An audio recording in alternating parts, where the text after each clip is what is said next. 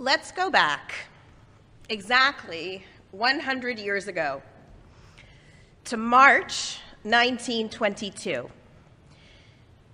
Unless you are Sarah Kachuk or a few others who might be listening, you were not around.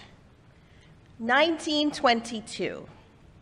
For context, William Lyon Mackenzie King was our prime minister.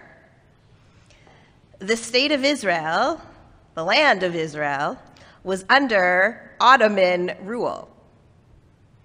And on March 18th, on the Upper West Side of Manhattan, at his newly founded Society for the Advancement of Judaism, Rabbi Mordechai Kaplan decided that his daughter Judith would become Bat Mitzvah the next morning. Rabbi Kaplan was inspired by the passing of the 19th Amendment, which extended the right to vote to American women. He was also inspired by the early feminists. But really, he had four main reasons for his decision, and his wife had given birth to all four of them. Rabbi Kaplan wanted to create a new ritual within the Jewish community that would help advance gender equality. He did not go totally rogue. He had talked with synagogue leadership ahead of time. But Rabbi Kaplan was a noted theologian, and he devoted his life to reconciling Judaism and modern life. That Shabbat in March 1922 was just but one Shabbos morning in shul, but we feel it reverberating even today. So what happened that Shabbat morning? Here are Judith's own words. I was signaled to step forward to a place below the bima at a very respectable distance from the scroll of the Torah, which had already been rolled up and garbed in its mantle. I pronounced the first blessing, and from my own Chumash, I read the selection which Father had chosen for me, and then I continued with the reading of the English translation and concluded with the clothing bracha. That was it. The scroll was returned to the ark with song and procession, and the service was resumed. No thunder sounded, no lightning struck. The institution of Bat Mitzvah had been born without incident, and the rest of the day was all rejoicing. It's important to note that Judith's Bat Mitzvah did not include a full aliyah because she didn't read from the Torah itself, but rather, as she said, from a Chumash. About this, Rabbi David Galinkin wrote this week that purists argue that technically this was not a Bat Mitzvah ceremony since Judith did not read from a Torah scroll and did not read the actual weekly portion of the Shabbat. She read from Kedoshim. He writes, I believe that they are missing the point. Other than the little documented example of Ida Blum, this might have been the first time that an individual girl, age 12 plus, stood before a congregation and read publicly from a Chumash with the Torah blessings. Here in Canada, there's a bit of a machloket, a little bit of a misunderstanding. It's not clear yet who had the first public bat mitzvah. I had been told that our own Elaine Glassman in 1950 was the first bat mitzvah in Canada, but earlier this week, the CJN claimed that it was Miriam Leaf in 1949 and then her sister back in Ottawa. I've since connected the CJN to Elaine, and it will get straightened out. In any event, let's look at the big picture. These were girls who were turning 12. And it took more than 25 years after Judith's big moment at SAJ. That's a long time. As much as Judith's 100-year anniversary is being celebrated this weekend by nearly 20 mainstream Jewish organizations, hundreds of synagogues, Jewish women's organizations, from the Women of Reform movement to the Jewish Orthodox Feminist Alliance, Judith actually wasn't the first to undergo a Jewish female coming-of-age ritual at age 12 or 13. The very first to say that a bat mitzvah required a special celebration was a Rabbi Musafia, a Spanish rabbi who lived in Denmark in the 17th century. He suggested that it was important for these 12-year-old girls to have a seudat mitzvah, or a mitzvah meal. Fast forward 200 years to the 19th century, where Rabbi Yosef Chaim of Baghdad, he wrote, "A girl, on the day that she is obligated to serve mitzvot, which is 12 years and 1 day, even though they are not accustomed to make her a seudah, a festive meal, even so, she should be happy that day and wear Shabbat clothes.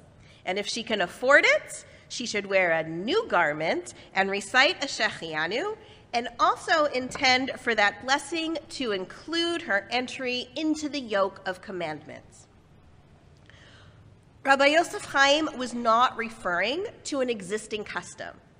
He was inventing a new minhag, which included joy, Shabbat clothes, and Shechianu on a new dress.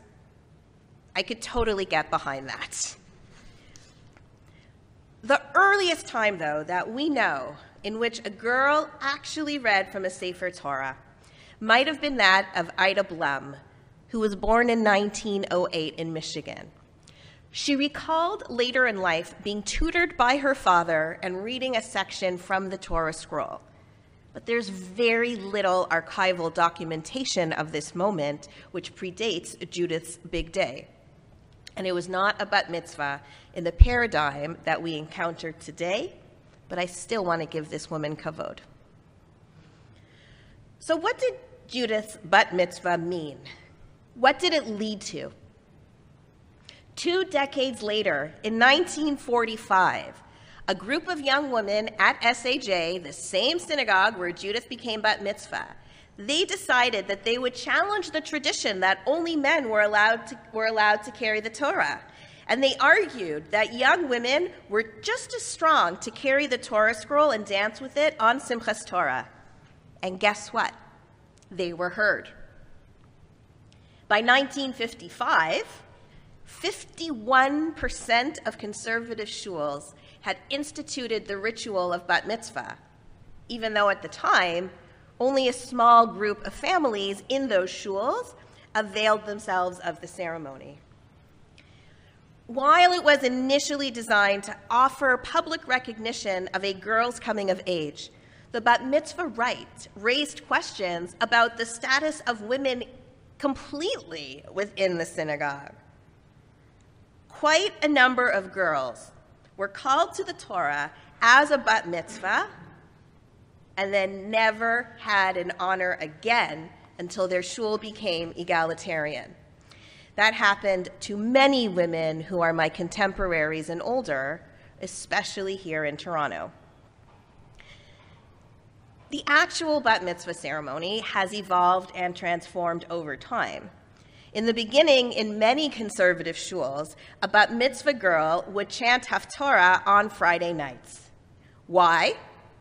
Because women weren't permitted to have aliyot until 1955, and so they couldn't do it. It can be easily argued that Judith Kaplan's bat mitzvah in 1922 led to the conservative movement permitting aliyot to women in 1955. And this step paved the way for the full equality of women within the conservative synagogue, which gradually prevailed in the 1970s and 1980s, and took a little longer here at Beth Tzedec. When I was 12, it was not a given at the shul where I attended on Bayview between Shepherd and Finch that girls would have a bat mitzvah, and so I didn't.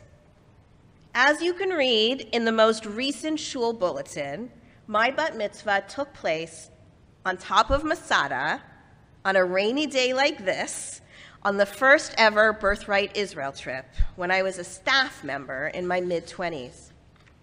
But when that same shul became egalitarian, I was flown in from New York to be a rabbi in residence for Shabbat, and to this day, it remains one of the highlights of my professional career.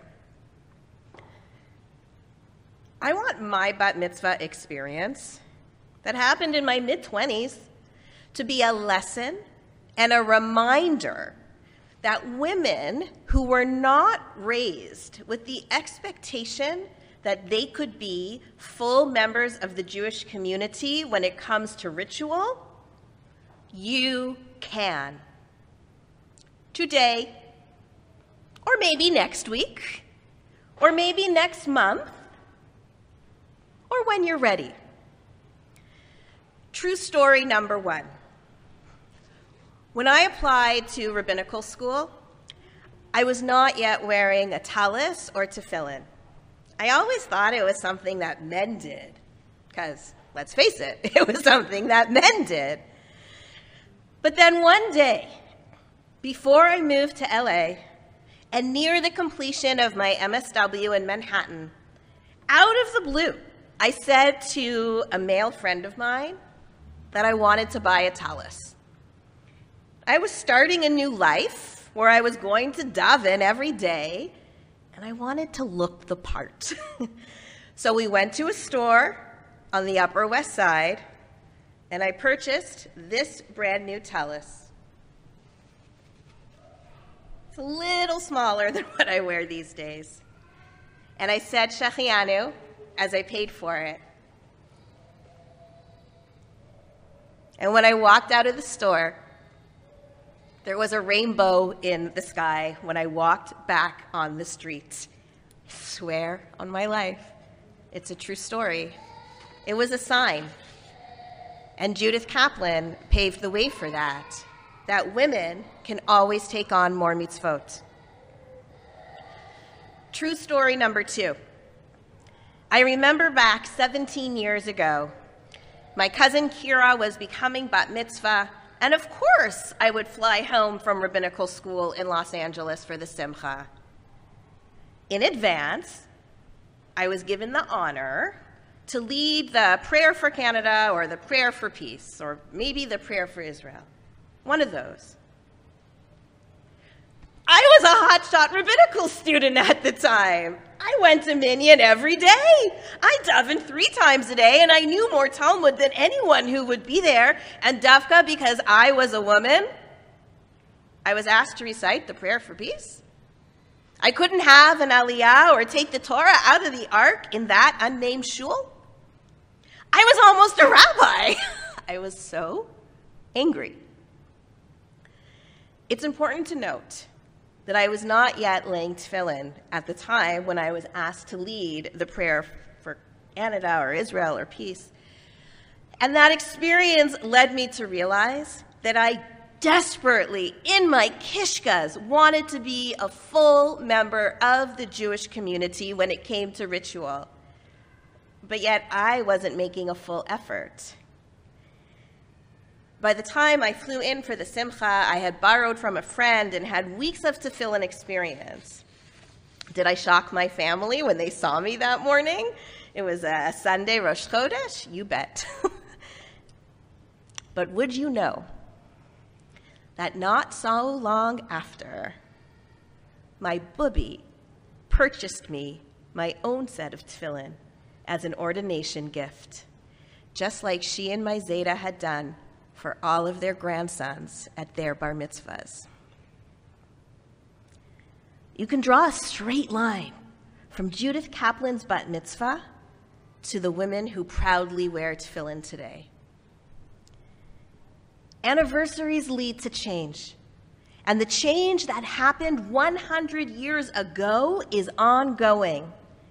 Every time a woman takes on a mitzvah that might once have been seen as a man's mitzvah, That is thanks to Judith Kaplan and her forward-thinking father. I've been part of many conversations with lay people and colleagues on the SLT about women who are hesitant to be involved in ritual. Most women say no when they are offered aliyot in our community. Few women wear talitot or tefillin, and there is this phenomenon of benot mitzvah wearing a talis at their simcha and then never again. I want to desperately understand that better. With this in mind, we are looking for partners to help us create a special event, which will be called, subject to change, When We Took on Mitzvot, a conversation by women for women. At this event, we will share our stories about when the windows opened for us, as well as our roadblocks to taking on more mitzvot. Please help the Ritual Committee and the SLT understand. We already have a few marvelous women who are ready to speak about their experiences, but we need partners and volunteers to make this happen. And while I don't usually advocate for gender-based programming, this conversation could be sensitive, and there could be moments of vulnerability. Women, no matter where you are in your ritual journey, please consider joining me. Reach out to me after Shabbat. So what else did Judith's bat mitzvah lead to? Well, Judith and all of those early bat mitzvah girls led to the opening of doors for women as clergy.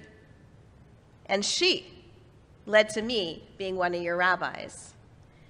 It led to Judy Feldkar, who's here, to being the first president, and Carolyn Kohlers, and then Debbie as well for being president, and all of the women who have been chair of the board, and Parnas. It led to all of the women who serve on our ritual committee. It led to the women who lane. It led to the women who say yes when offered an aliyah, which was many today. Thank you. It led to the women who lead daily minyan. And it led to Jackie leading Psuke de Zimra and Ellen leading Musaf in the Little Minyan. And it led to adult bat mitzvahs, and it led to Reina's adult bat mitzvah, and the bright smile that she brings with her when she lanes for us. But that's not enough. We shouldn't be able to mention the women who participate by name because there are so few of them. Let this be the beginning of a very important conversation. Women, think about it. Men, talk to the women in your lives. And to Rabbi Mordechai Kaplan and his firstborn daughter Judith, Zichronam Livracha, thank you. Thank you for getting the ball rolling for the rest of us. Shabbat Shalom.